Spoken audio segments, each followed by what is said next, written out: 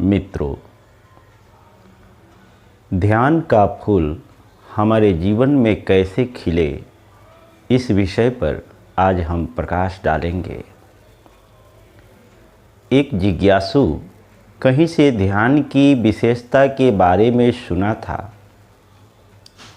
ध्यान के अनगिनत लाभ हैं, ऐसा उसने सुना था, तो उसके मन में ध्यान के प्रति उत्सुकता जगी थी। वह ध्यान एक जंगल में जाकर प्रतिदिन अपने आप करता, एक एकांत स्थान पर बैठ जाता और ध्यान करने का अभ्यास करता, लेकिन उसे ध्यान की पूरी विधि का ज्ञान नहीं था। इस तरह से 6 महीना बीता। उसे ध्यान में कुछ अनुभव नहीं हुआ। यह बात उसने अपने एक मित्र को बताया। उस मित्र ने कहा कि आगे जंगल में एक आश्रम है और उस आश्रम में एक अनुभवी जोगी रहता है। तुम वहाँ जाकर अपनी जिज्ञासा प्रकट करो, वही तुम्हारा मदद कर सकते हैं, क्योंकि वो ध्यान सिखाते हैं। वह जिज्ञासु अपने मित्र के कहने पर वह जंगल में गया। वास्तव में वहाँ पर एक बड़ा सा आश्रम था। बहुत से साधक थे जो साधना कर रहे थे। वह गुरु के पास गया और उन्हें अभिवादन करके अपने मन की जिज्ञासा प्रकट किया। उसने कहा कि मैं 6 महीने से ध्यान करता तो हूँ, लेकिन मुझे अभी ध्यान का कोई अनुभव नहीं हुआ। क्या आप हमें अपना शिष्य बना सकते हैं? गुरु ने कहा कि हाँ, हम तुम्हें अपना शिष्य बना सकते हैं। आज तुम दूर से आए हो, थक गए हो, खाना खाकर विश्राम करो, हम कल तुम्हें बुलाएंगे। वह जिज्ञासु खाना खाने के उपरांत उस आश्रम में विश्राम किया। रात भर उसके मन में उत्सुकता रही कि कल हमें ध्यान का अनुभव हो जाएगा। सुबह उठा और वह गुरु से मिलने गया कि गुरुदेव, हमें ध्यान का अनुभव कैसे हो, कृपया कर बताएं। गुरु ने कहा, एक काम करो, तुम जंगल में जाओ और एक फूल का छोटा सा पौधा ले कर के आओ। वह जंगल गया, एक छोटे से फूल के पौधे को ले कर के आया। गुरु ने पूछा कि तुम्हें कैसे पता चला कि यह फूल का पौधा है? उसने कहा कि इसके पत्ते को देखकर हमने अनुभव किया कि ये फूल का पौधा है, क्योंकि इसके बारे में मुझे ज्ञात है। गुरु ने कहा, इसे एक गमले में लगा दो, खाद मिट्टी देकर इसकी सिंचाई करो। गुरु के बताने के अनुसार उसने एक गमले में खाद मिट्टी देकर उस पौधे को रोप डाला और उसमें उसने पानी से सिंचाई की। फिर गुरु के पास हो गया। उसने कहा कि गुरुदेव, ध्यान की अनुभूति कैसे होगी? गुरु ने कहा कि आज का समय समाप्त हो गया, कल तुम्हें हम फिर से बात करेंगे। दूसरे दिन वह शिष्य उस गुरु के पास गया और उसने कहा कि गुरुदेव, ध्यान के अनुभव के बारे में बताएं।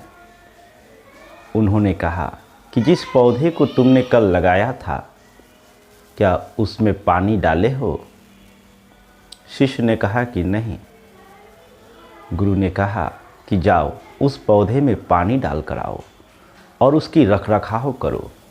उसको सूर्य की कितनी रोशनी चाहिए, कितना जल चाहिए, इस पर ध्यान रखना। गुरु के कहने पर वह जिज्ञासु उस पौधे के पास गया उस पौधे में उसने पानी डाली और फिर चला आया। वह सोच में पड़ गया कि पौधे से हमारे ध्यान का अनुभव से क्या संबंध है, लेकिन फिर भी कुछ बोल नहीं पाया। फिर दूसरे दिन गुरु के पास गया और फिर उसने वही प्रश्न दोहराया कि गुरुदेव, हमें ध्यान का अनुभव कैसे होगा। गुरु ने कहा कि जाओ उस पौधे में पानी डाल कर आओ। वह जिज्ञासु पुनः उस पौधे के पास गया, उसमें पानी डाला।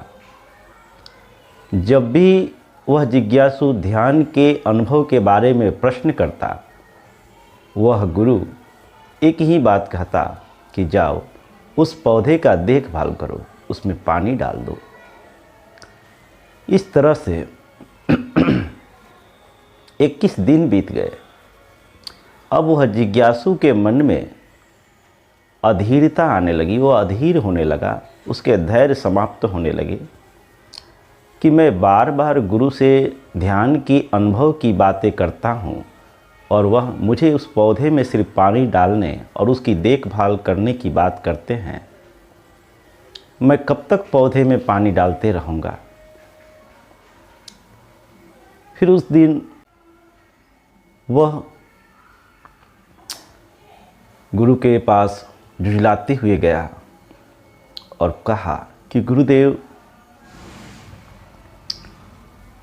मैं कब तक पौधे में पानी डालता रहूँगा। आप मुझे कृपा कर ध्यान के अनुभव के बारे में बताएं। गुरु ने कहा कि आज जाओ उस पौधे को देखो, क्या उस पौधे में कुछ परिवर्तन हुआ है।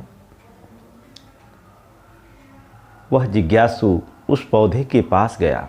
उसने देखा उस पौधे में एक सुंदर कली आ गई है।